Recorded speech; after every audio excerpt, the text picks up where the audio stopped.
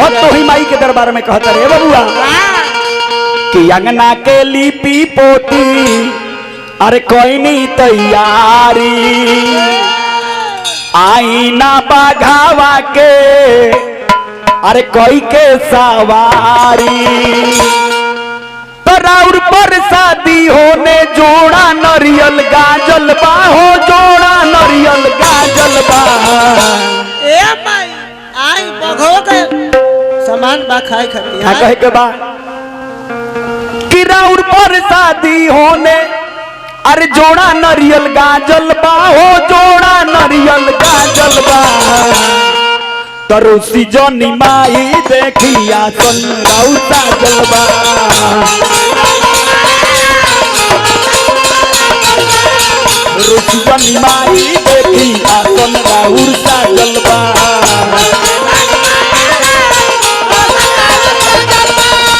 अंगना के लिपि पोती कईनी तैयारी आईना बाघावा के कई के सवारी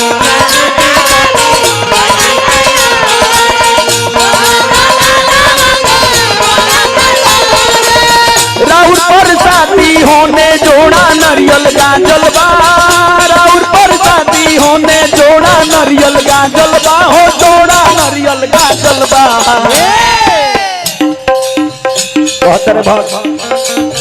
रुसी जनी माई देखी आसन राउर गाजल बा बाबा रुसी जनी माई देखी आसन राउर गाजल बा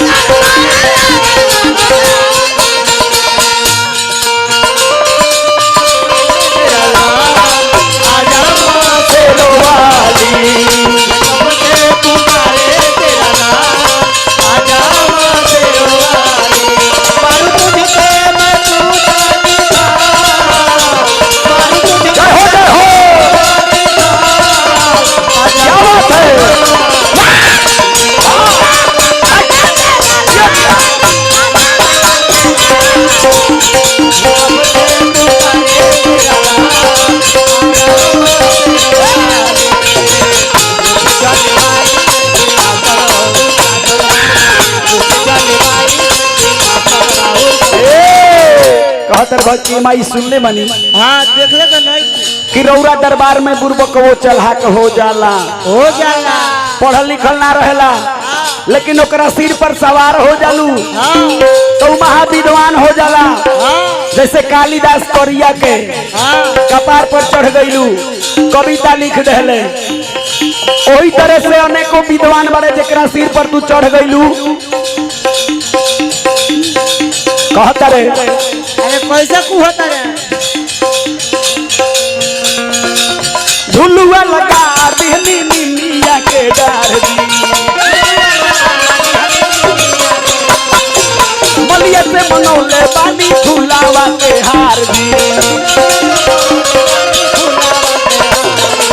झुलुआ लगा दिहनी निमिया के डार दी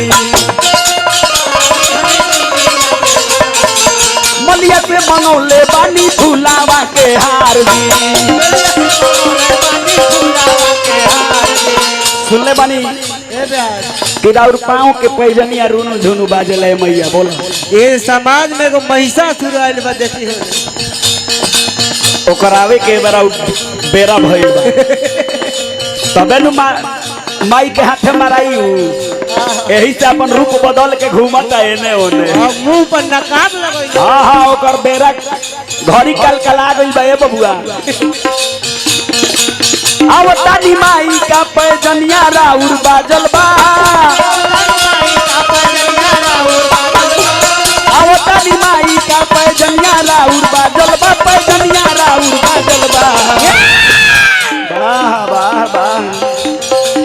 रुचि जनी माई देखी आसन राउर साजल बा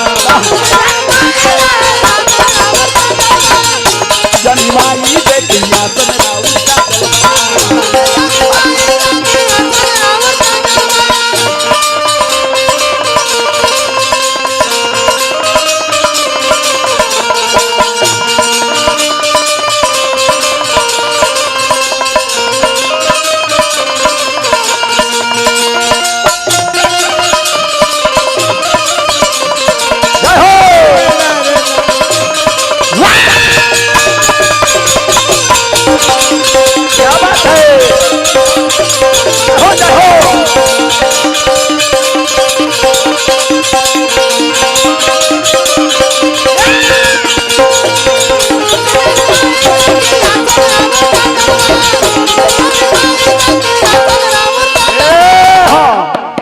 और का कहत रे